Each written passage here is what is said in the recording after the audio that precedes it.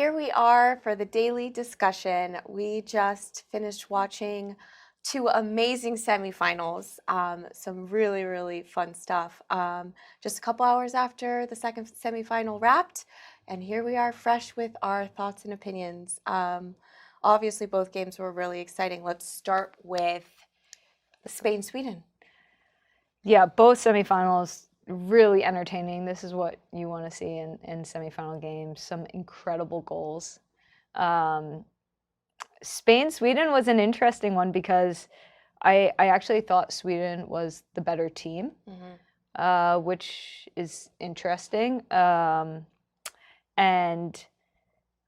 I think Spain showed really great character. I mean, the way that Spain's playing and in this game, but throughout the tournament, it's like a weird juxtaposition of like beautiful, attractive football, possession-based, but like they're giving everyone a sense that they're not super secure and sturdy, right? So in that whole first half, I'm like, oh, Spain's dominating, Spain's better team. And you're like, no, Sweden is the higher chance of scoring. They're more efficient. They just felt more secure. And then somehow Spain pulled it off two games in a row. Well, the craziest thing is Spain scored on a cross and on a set piece, beat them at their on own a game. corner, and beat Sweden at their own game. And like, what is that? That's incredible. It was almost shocking. When you look at the goals that could have been for Sweden, I thought Rolfo had a couple of good opportunities.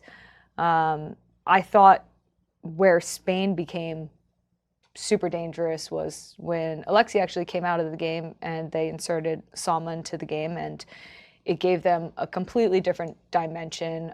It gave them a big energy boost, and it was the perfect time for that moment to happen. And you started to see all of a sudden Spain start to get some opportunities and create chances. And if I had to put my finger on like why Spain won the game, I really don't know. Like I don't exactly know, but I think what you're saying is like great mentality, great resilience, comeback.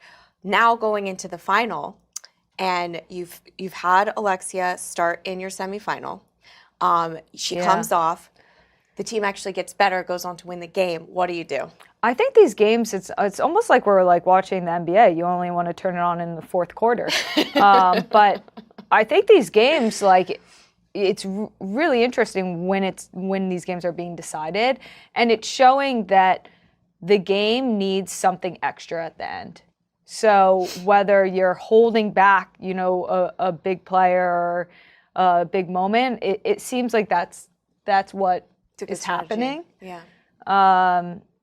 But for me, it's an interesting predicament. Look, he's gone with a couple. Like we questioned whether he was going to go with Gonzalez or Hermosa up top. He went with Hermosa up top, which put Alexia back into the starting 11. I don't think she was particularly good. But this is a player that you would want on the field, right? I think they give. There's these players with a presence that you just respect, right? Two-time Ballon d'Or winner, you just respect. But I don't think she's playing at that level.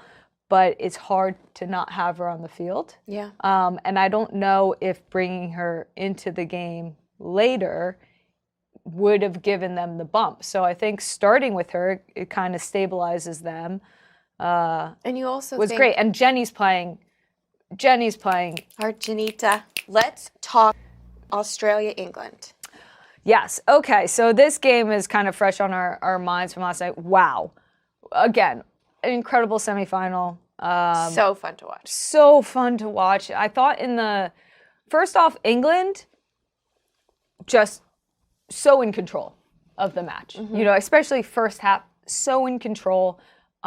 Really stable, very confident, very tidy. I would say Australia, different look. I mean, Sam in the starting lineup, it did not gel. The first half, what I would say is they were forcing it to Sam, right? You saw them being very direct. It had a different look to it, and I thought it was very forced and a little awkward. I thought halftime happened. I felt like they regrouped. They came out in the second half, looked much more organized and cleaner in the way that they were going to attack. I will say the goals in this game were fantastic. Ella Toone is a big game player.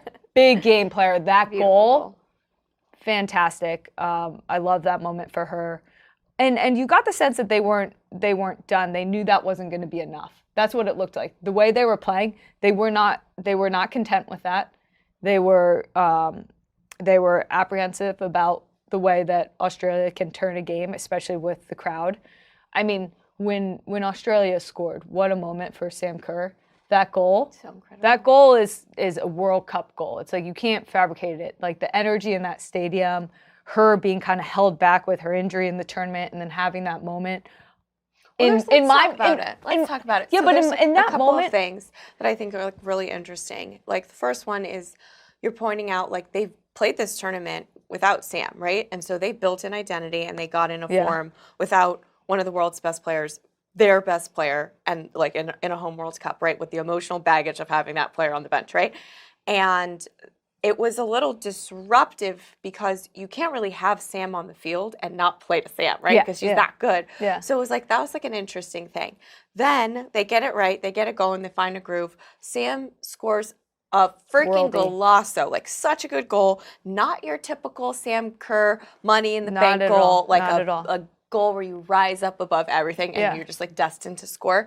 But then she had a couple of chances that are like, those are the money in the bank Sam Kerr goals. Yeah. That you just like, she like the one where she headed it over the bar. The header and then the volley that dropped down to her. Yeah, those two. And those are game-winning goals. Yeah, it's kind of like you'd rather have not had the worldie and had the two typical Sam Kerr goals, like the reason why she's in there. I don't know how the host country equalize on a worldie and don't go on to find the next goal to win that game. What does that say about England, though, to concede a goal like that, to have that whole energy in the stadium be against you, and to be able to not only ride that wave, like be able to, take that energy and not only like absorb it, but then come back and score 2 goals and finish the game. Yep, and that steadiness that I've been looking for with England when I watch them, I'm looking for that like confidence, that steadiness, that European champion.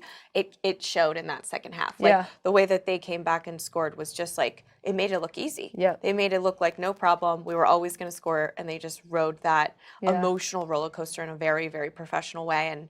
And Lauren Hemp, fantastic performance. I think she's had a fantastic tournament, and she did that extra thing that I always think is just like would be next level for her as a player, which, she gets a goal and an assist, and, her assist to Les was beautiful. No look, fake shot, perfect final pass. I mean, those are really beautiful goals.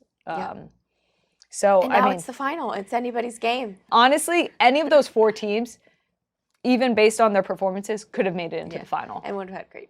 And these are the 2 teams that have made it, and we love a lot of players on both those teams. We have a lot of players we love on both those teams. It's very true.